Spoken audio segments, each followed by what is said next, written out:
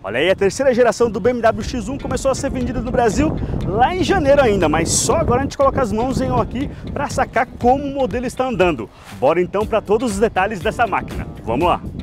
Olá, seja muito bem-vindo, muito bem-vinda aos canais e redes do Jornal do Carro. Eu sou o Eugênio Augusto Brito, estamos aqui com a terceira geração do BMW X1, que ali junto com o Série 3 é um dos carros-chefes da marca aqui no país, se não for o principal modelo da marca aqui. Desde 2009, lá com a primeira geração, foi um modelo que caiu muito nas graças do consumidor brasileiro. E a gente tem aqui agora a terceira geração, foi lançada agora em janeiro em regime de pré-venda. Começou a ser de fato entregue no finalzinho de fevereiro e agora a gente tem finalmente aqui um exemplar para dirigir, para entender todos os detalhes desse SUV que finalmente, nessa terceira geração, assume realmente essa carroceria SUV, essa pose mais utilitária mesmo. Lembrando que a primeira geração lá de 2009 era mais ou menos uma peruona, a segunda sim, cresceu um pouquinho mais, mas tinha uma questão de espaço e agora aqui a gente tem um carro que cresceu demais, ganhou muito porte e está bem à frente, por exemplo, do rival Audi Q3. A gente tem aqui 7 centímetros a mais para a geração anterior, o carro ficou também mais largo e mais alto e a gente percebe esse novo porte, essa maior robustez aqui, ó, nessa dianteira que tem a assinatura dos atuais modelos da BMW. A gente tem aqui uma linha de capô bastante alta, principalmente nesta faixa central. Claro, o focinho aqui, tamanho extra grande, cresceu bastante. A gente tem o duplo rim aqui unificado. Antes a gente tinha duas porções, agora é uma só. E nessa configuração topo de gama S-Drive 20i, com um pacote M Sport, a gente tem uma peça aqui que fica muito interessante, nessa espécie de preto brilhante, toda unificada, com as aletas aqui aerodinâmicas que se abrem e fecham dependendo da velocidade para refrigerar melhor o motor. E a gente tem esse perfil de para-choque mais esportivo também, inclusive com as fendas laterais aqui que também são ativas, também se abrem para refrigerar um pouquinho mais as pinças de freio aqui nessa versão topo de gama com um olhar mais esportivo. Além disso, claro, a gente tem os novos faróis aqui com os elementos visuais, os elementos óticos aqui que se acendem agora na porção do semiciclo de cima. Antes, você se lembra, na segunda geração, a gente tinha essas luzes se acendendo no semiciclo inferior. Então, algumas mudanças aí para marcar bastante esse novo visual, essa nova cara mais parruda aqui do X1 e que ficou bem interessante. A gente tem uma certa polêmica para algumas pessoas com essa grade super grande, mas nessa configuração aqui até que vai bem, até que deixa realmente um porte mais robusto, mais interessante e um carro que parece maior mesmo e que de fato cresceu. Com esse grande porte todo também, a gente finalmente tem espaço para 5 adultos de fato no interior do X1 e além disso aqui atrás a gente tem um ganho considerável no porta-malas também. O visual da tampa traseira é tudo muito interessante, lanternas em 3D, o para-choque é mais esportivo também, você não enxerga mais a saída de escape, mas o grande ganho está ali, ó, dentro do porta-malas. Começa em 476 litros na configuração tradicional, bancos erguidos, mas se você rebater a fileira traseira, aí sim, vamos a 1.526 litros e aí é porte para ninguém botar defeito nessa nova geração aqui que cresceu demais.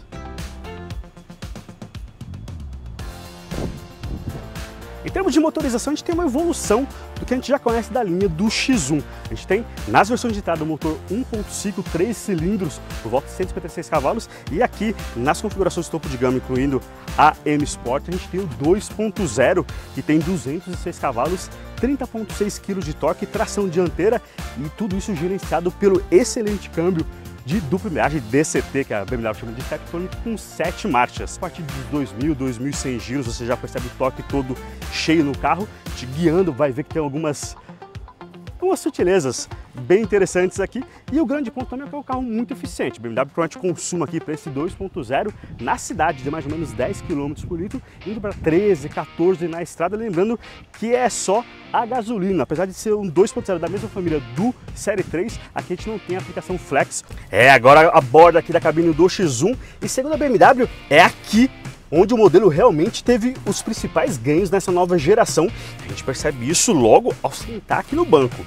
Percebe que aquela sensação que a gente tinha lá na primeira geração, principalmente super contido aqui, super apertadinho, melhorou um pouquinho na segunda geração, mas que ainda não era tão interessante, principalmente para quem é lá atrás. Agora não, agora a gente tem aqui um latifúndio, ó, espaço para cotovelos, para ombro e mesmo aqui para joelhos. Cresceu demais aqui na posição do motorista e mesmo nas outras posições aqui a gente tem um grande espaço considerável para todo mundo, finalmente. 5 adultos com conforto aqui e o nível de materiais, o nível de acabamento também foi lá para cima. O carro pega muito do conceito do modelo topo de gama da BMW, que é o iX, o SUV elétrico grande, e a gente traz isso aqui numa versão um pouquinho mais condensada, mas muito classuda. Então, qualidade de acabamentos, de materiais, todos os painéis aqui são suaves ao toque. Fora isso, a gente tem acabamento ou metalizado ou lembrando metal nas principais superfícies aqui.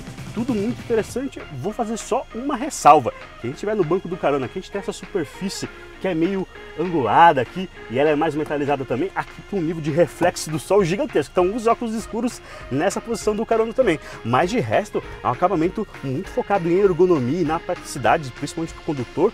Tudo muito interessante. E, né, como eu falei, tem muita coisa herdada lá do iX, inclusive esse sistema aqui, né, que a BMW chama de interface 8.0. O que é isso? A gente tem, claro, as duas telas frontais aqui numa única peça, uma de 10 polegadas, a outra de 10.7. Tem uma área de visão aqui muito interessante, é uma tela curva, né, e voltada para o condutor, painel de instrumentos e a central completa aqui de configuração, de interface do carro. Mas a grande questão aqui, segundo a BMW, é a forma como você interage com o carro mesmo. Se você lembra em gerações anteriores, a gente tinha 2, 3, até 4 fileiras de menus aqui, de controles, de botões.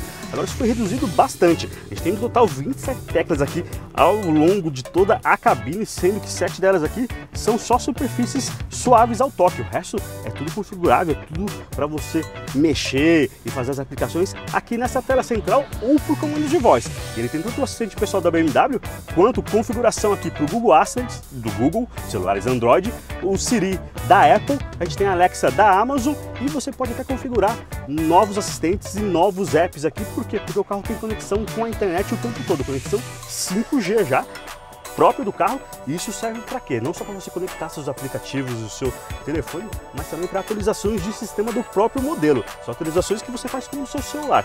Ele faz aqui, você programa ele e isso é feito automaticamente via internet, sem que você precise ir à concessionária, nem nada disso. Ele pode fazer atualizações de mapas de direção, de novas configurações de mapeamento do motor também e até, claro, para os sistemas internos aqui do carro. A BMW diz que essa é a grande aposta para os carros dela daqui para frente. Tinha isso lá no iX e agora chegando aqui para o novo X1. E outro ponto interessante aqui dessa configuração do topo de gama é o auxiliar de estacionamento, que além de todo o sistema de medição de vagas, de auxílio com a marcha ré, também tem um sistema de câmera 360 e que é bem ativo. A gente pode configurar, pode acionar esse sistema aqui numa das teclas sensíveis ao toque, mas ele também aciona quando você está em baixa velocidade e se aproxima de algum obstáculo, seja na dianteira, seja na traseira, que os sensores percebem que o carro está muito próximo e você talvez esteja tendo uma dificuldade. O sistema da câmera aqui já é acionado automaticamente, uma visão muito interessante, fora que você pode fazer alguns ajustes finos aqui ainda, né, na tecla do sistema do computador de bordo aqui, para você ampliar ainda mais a sua percepção, sua imagem dos arredores do carro. Desde o começo a gente já tem uma entrega de torque super baixa, ali por volta ainda dos 1.250, 1.500 giros. O câmbio DCT duplo embreagem 7 marchas está bem aprimorado, com uma resposta realmente muito rapidinha aqui, pelo menos o 2.0, e é um carro muito mais ágil que responde de uma forma muito mais eficaz. Não vai ser um carro super esportivo aqui, a gente tem um 0 a 100, segundo a BMW na casa ali de 7 segundos e meio, 7.6, a máxima limitada a 236 nessa configuração aqui. É um carro que realmente garante essas respostas mais dinâmicas e essa mobilidade um pouquinho maior. Inclusive, nas manobras aqui ao volante, tanto assim que eu até achei aqui que o que faltou realmente agora em relação ao CL3, que é benchmark, né, modelo de direção, realmente seria um volante talvez um pouquinho menor, e o posicionamento dele também, né? O volante acaba tendo um posicionamento um pouquinho mais alto, o aro dele também um pouquinho mais elevado, talvez isso pudesse ser um pouco reduzido agora, justamente para conduzir melhor com essa dinâmica do carro, essas respostas mais interessantes que a gente tem aqui. O antigo triangulador, né, o seletor de marchas que existia aqui, também sumiu para dar, né, um aspecto mais clean aqui a esse console central. Então a gente tem só o seletor do modo do câmbio E a gente só vai ter, por exemplo, a possibilidade de trocas manuais aqui, nessa versão de topo de gama. Tem as aletas aqui, atrás do volante, à direita aqui sobe marcha, à esquerda reduz marchas, e nessa aleta de redução a gente tem ainda o modo boost. Você segura ela contra o volante cerca de 2 segundos e entra o modo Sport aqui. Ele coloca um pouquinho mais, né, coloca o torque sendo efetivado um pouquinho mais cedo, as rotações, né, das marchas acabam ficando também mais alongadas, e aí você pode ter uma resposta ainda mais dinâmica do carro. A gente tem tudo aqui, o pacote semi-autônomo, o ADAS, recursos semi-autônomos ao condutor aqui, tudo muito completo. Essa nova plataforma eletrônica tem uma ativação muito simples aqui. Uma tecla, apertei aqui, esse botãozinho aqui no lado esquerdo do volante está acionado, já está funcionando. O máximo que eu defino aqui é a velocidade. Posso fazer um outro ajuste aqui também para o sistema de auxílio de faixas, ele já está funcionando e é bem interessante. Ao mesmo tempo que é super simples de acionar, ele também é muito... ele presta muita atenção no que o está fazendo o tempo todo. Se você aciona, por exemplo, o ACC, mas tem aquela mania que é um hábito ruim, abre aí, ficar dando carga no acelerador, ele vai te dar uma bronca aqui no painel, vai dizer, você já pode parar de pressionar o acelerador. E a mesma coisa vale aqui para o auxílio de faixas. Ele monitora, ele é bastante ativo ao volante, faz até algumas manobras um pouquinho mais pesadas aqui, se você realmente tiver escapado da faixa, só que a gente lembra o tempo todo que não é, né, um autônomo de fato. Então se você largar o volante com mais tempo, ele vai te dar uma bronca aqui. Assuma assim o volante, porque isso pode provocar acidentes. São broncas aqui que aparecem por escrito no painel e que mostram, né, que é um sistema realmente muito focado em segurança. Te dá bastante conforto sim, mas a grande questão aqui é segurança e também eficiência. Bom, é isso aí. Ficou provado, né, com um carro que ganhou realmente muito em termos de conforto e em tecnologia esbanja demais. É um carro que em movimento a gente já conheceu um pouquinho dele, tem uns aprimoramentos muito interessantes, mas a grande questão realmente é a qualidade de vida, o conforto a bordo e a tecnologia que ele esbanja. E isso deixa nesse momento bem à frente de rivais, como é o caso, por exemplo, do Audi Q3, que se tornou um modelo realmente muito convencional perto aqui do X1. Mas e você, o que acha? Acha que esse modelo, com esse pacote aqui todo, está bem servido pelos 350 mil que cobra? Quero saber sua opinião aí, deixe no campo de comentários registrado e, claro, se gostou aqui do conteúdo, não deixe de compartilhar nas suas principais redes. Maravilha? É isso então e eu te vejo no próximo vídeo.